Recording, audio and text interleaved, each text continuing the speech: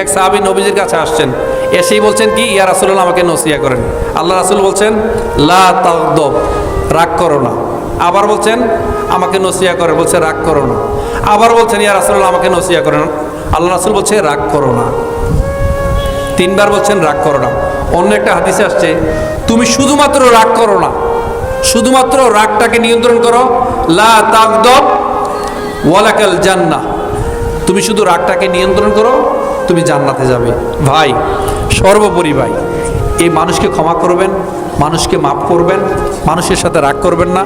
মানুষকে যদি ক্ষমা করে দিতে পারেন, আপনার ভেতরের শক্তি বাড়বে, আপনি প্রশান্ত থাকবেন, আপনি সুস্থ থাকবেন, আপনার রোগ প্রতিরোধ ক্ষমতা বাড়বে, আপনার ইনটিউশন পাওয়ার বাড়বে। ভাই, যদি আপনি আল্লাহর কাছে কায়মানুবাক্যে নিজে ক্ষমা চাইতে পারেন, মানুষকে ক্ষমা করতে পারেন, মানুষকে ক্ষমা করার পাশাপাশি তারপরে আল্লাহর কাছে মাফ চাইবেন, হে আল্লাহ আমাকে মাফ করে দিবেন, আমি ভুল করেছি।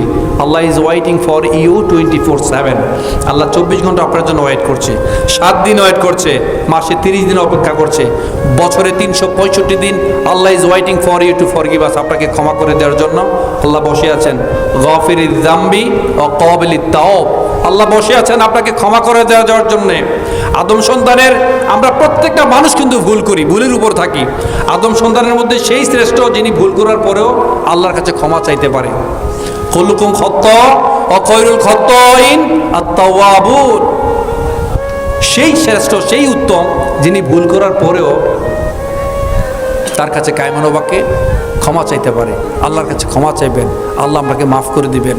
ভাই, আপনি তো সেই ওটের মালিকের মতো, যে মালিক ওটের নাকের মধ্যে রশি দিয়ে আটকে রেখেছে, যেখানে গিয়ে ওর টান পরে দৌড়ে আবার চলে আসে। আপনি ফিরে আসার জন্যে আল্লাহর কাছে ক্ষমা চান, আল্লাহর কাছে মাপ চান। আল্লাহর কাছে মাপ চাইলে আল্লাহ সবচেয়ে বেশি খুশি হন। আপনারা মাপ চাইবেন তো? অন্যকে ক্ষমা করবেন তো?